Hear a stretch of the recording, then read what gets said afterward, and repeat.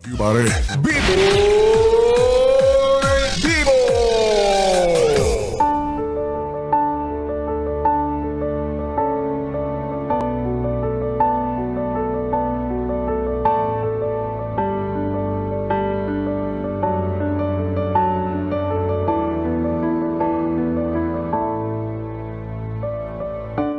Yes, friend, ako'y nagbabalik, DJ B-Boy Bibo, para sa ating tuloy-tuloy na BB Time tungkol sa usaping pagkamis.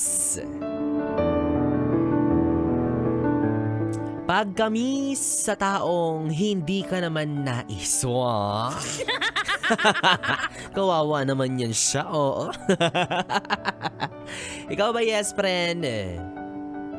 Sa kasalukuyang oras, sino ang namimiss mo? Ano yung mga bagay na ginagawa niyo noon?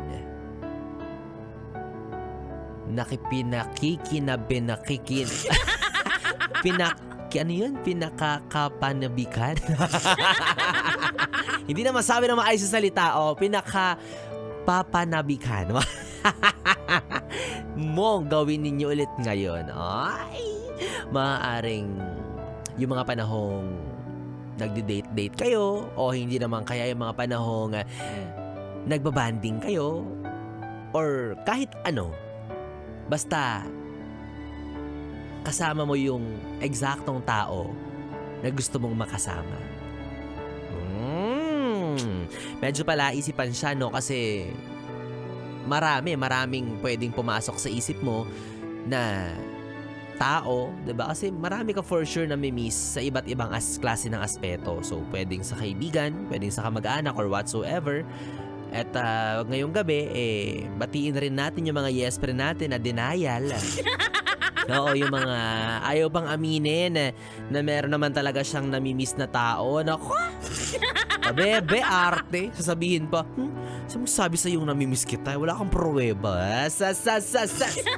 Kaya pala hinahalik-halikan mo yung litrato niya.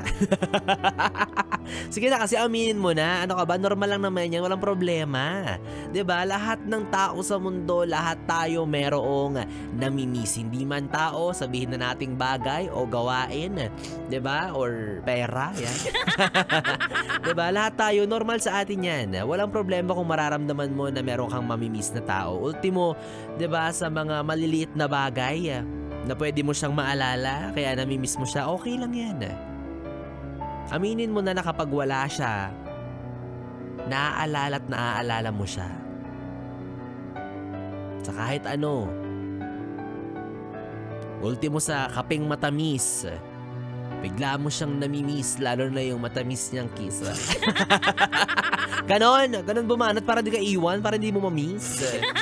Tapos ngayon, kung kailan ex mo na tsaka mo sasabihin na namimiss mo siya, ay mali ka, hindi dapat ganon. Kapag ex na, hindi na yan dapat namimiss. O, diba, mamiss mo na ang lahat, wag lang ang ex. Ang dapat sa ex, dinidismiss, hindi namimiss, ganon Again, mga yes friends, sa pagkakataong ito, no, sa pagkakataong naririnig mo ang ating usapin ngayong gabi, for sure matik yan, may mga taong biglang pumasok sa iyong isipan. Pwedeng tao na naging bahagi ng buhay mo, pwedeng mga kaibigan mo, kamag-anak mo, hindi naman kaya kahit yung mahal mo sa buhay na wala na sa mundo. No, yan din talaga isa sa pinakamalungkot, no, yung totally wala na sa mundong ibabaw. Kasi alam mo sa sarili mo at kailangan mong tanggapin yung moment ng huli ninyong pagkikita, ay yun na rin yung huling beses na makakasama mo siya at mahahawakan mo siya. The rest, alaala na lang talaga.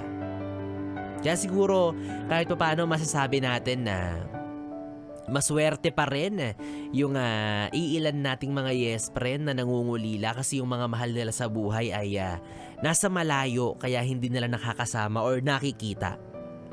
But still, kahit papano, may chance at may paraan pa para mag-connect sila. Pwedeng video call, mahirap at magastos man pero pwede mo rin naman sigurong bisitahin at puntahan. Pero yung mga nangungulila kasi sumakabilang buhay na yung taong namimiss nila, yun yung medyo mahirap, di ba? Parang wala nang pag-asa unless sundan mo agad siya. Charot lang. Charot lang, wag naman agad. Ikaw naman, masyado mo namang miss. O kaya ang bottom line ng ating usapan ngayong gabi, mga yes friend. Ang salitang pagkamis or pangungulila is to cherish and value our loved ones. Especially kung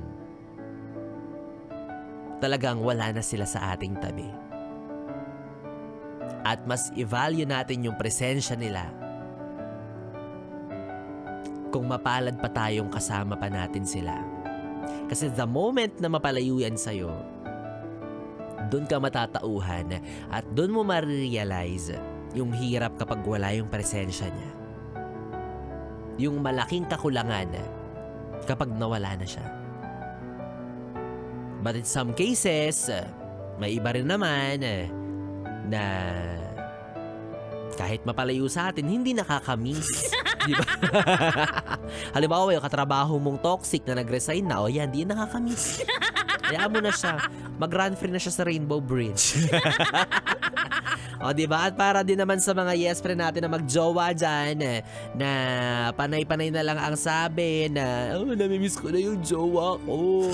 Ses, kung namimiss mo, puntahan mo. Ano ka ba? Panay ka sabi ng miss kita pero wala ka namang ginagawang effort para makita mo siya. Puntahan mo. Sunggaban mo. Yang naman yung mga LDR sa inyo, di ba? Yung mga talaga namang sasakay pa ng eroplano, makita lang yung jowa nila. Ikaw, isang jeep lang, isang tricycle lang, ayaw mo pang puntahan, ayaw mo mag-effort, tapos sasabihin mo, I miss you. Di ako naniniwala. Ang taong talaga namang nangungulila ay gagawa at gagawa ng paraan para lang makasama yung taong gusto niyang makasama at taong namimiss niya talaga. Di ba? Kaya ikaw, punta mo na yung jowa mo, malapit na mag-Valentine's, baka di pa kayo umabot, sinasabi ko sa'yo. O hindi naman kaya, baka iba bisitahin niya, baka bumisita yan sa ex niya, mamiss niya yung dati niyang jowa, o bahala ka. Mas nauna pa silang nakapagkita. Sige, tama yan ha, mag-overthink ka para maranasan mo naman mag-isip paminsan-minsan. Kaya ako mga yes friend, wala akong masyadong namimiss. Kung tatanungin niyo si Biboy Bibo, wala masyado. Kasi kung iniisip mong may namimiss ako, hindi yung tao.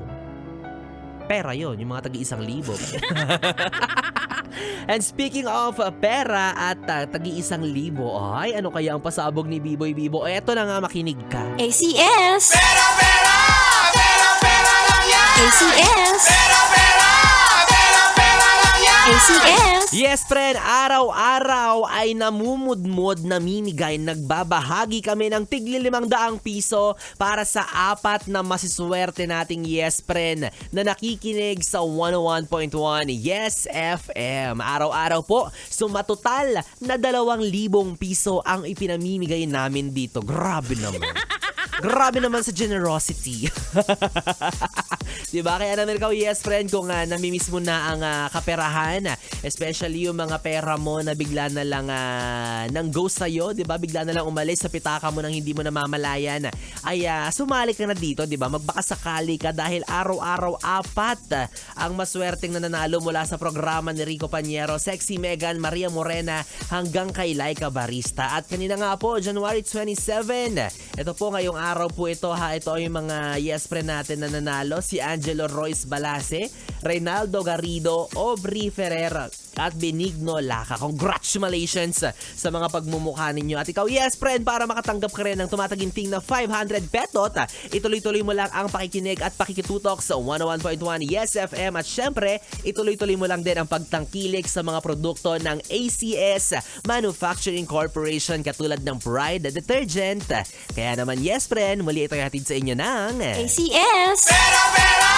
Pera, pera lang yan! ACS! Pera, pera! Pera, pera lang yan! ACS! Yes friend, 3 oras na BB Time ang ating pinagsamahan. Nakapiling niyo po ang BB niya sa radyo, ang DJ na mabilis bumayo, ang dila sa mikropono. Ako po si DJ B-Boy. B-Boy, Bibo, magkasama't magkarinigan tayong muli bukas sa parehong oras. Dito lang sa istasyong No Problem, ang 101.1 Yes FM. Solid. Good night, BB. Oras natin, 11:40. To win